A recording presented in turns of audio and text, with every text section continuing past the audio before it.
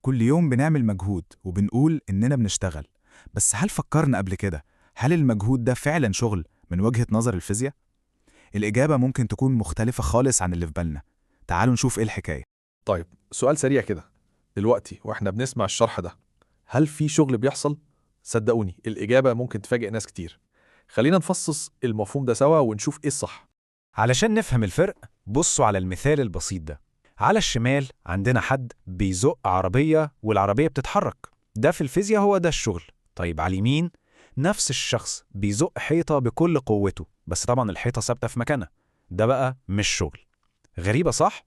مع إن ممكن يكون بيبذل مجهود أكبر بكتير وهو بيزق الحيطة. وهنا بقى تيجي النقطة الفاصلة، التعريف العلمي للشغل. الموضوع في الفيزياء واضح، الشغل بيحصل لما قوة تأثر على جسم وتخليه يتحرك مسافة معينة. يعني مش كفاية أبدا يكون في قوة وخلاص، لا، لازم الجسم ده فعلا يتحرك من مكانه.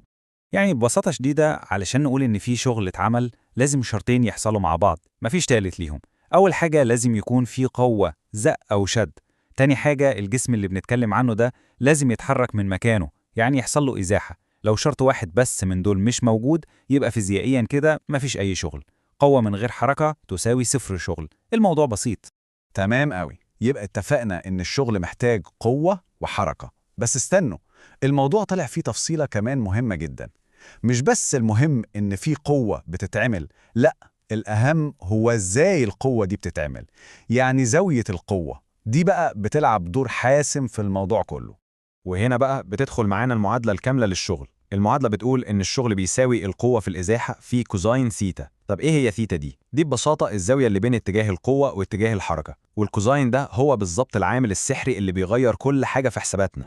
طيب خلينا نشوف الحالات المختلفة. أول حالة لما القوة والحركة يكونوا ماشيين مع بعض في نفس الخط بالظبط. هنا الزاوية بينهم بتبقى صفر، وكوزاين صفر بيساوي واحد، ودي أعلى قيمة للكوزاين، والنتيجة بنحصل على أقصى شغل ممكن. كل ذرة قوة بتتحول لشغل فعال ومؤثر. طيب وإيه اللي بيحصل لو ميلنا القوة شوية؟ تخيلوا مثلا إن الزاوية بقت 60 درجة، كوزين 60 بيساوي نص. ده معناه إيه؟ معناه إن الشغل اللي بيتعمل اتقسم على 2، نصه راح. يعني نص القوة بس هو اللي شغال وبيحرك الجسم، والنص التاني مش بيعمل شغل في اتجاه الحركة خالص.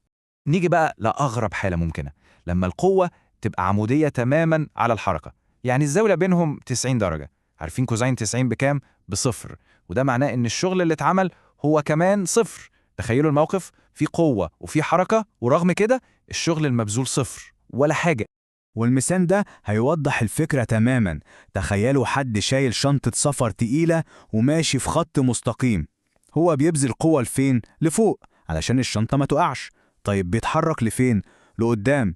يعني القوة لفوق والحركة لقدام، الزاوية 90 درجة بالظبط. النتيجة، القوة اللي رافعة الشنطة دي مش بتعمل أي شغل بالمعنى الفيزيائي.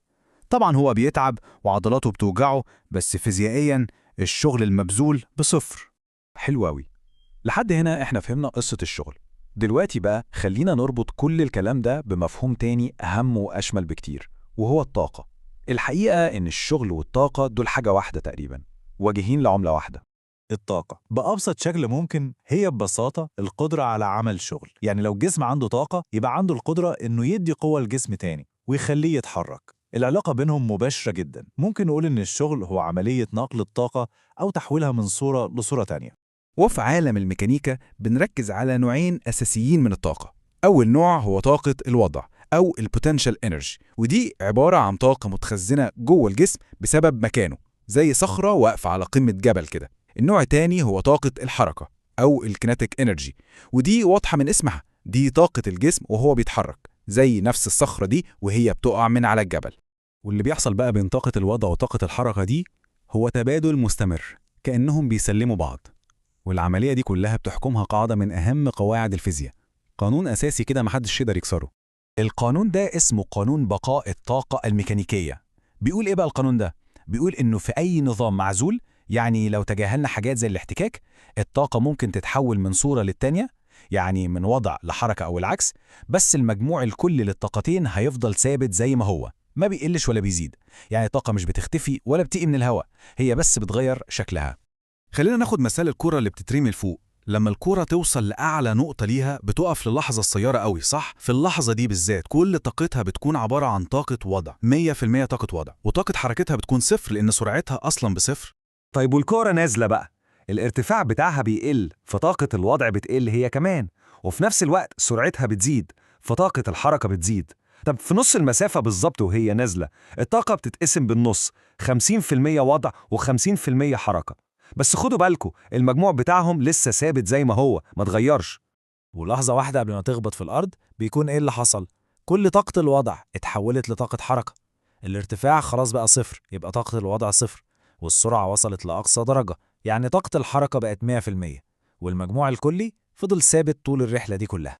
القاعدة دي مش مجرد كلام نظري على ورق، ده المبدأ اللي بيشغل كل حاجة بتتحرك حوالينا، من حركة بندول الساعة البسيطة لأكتر لعبة ممكن تكون ممتعة ومخيفة في نفس الوقت، قطار الملاهي أو الرولر كوستر.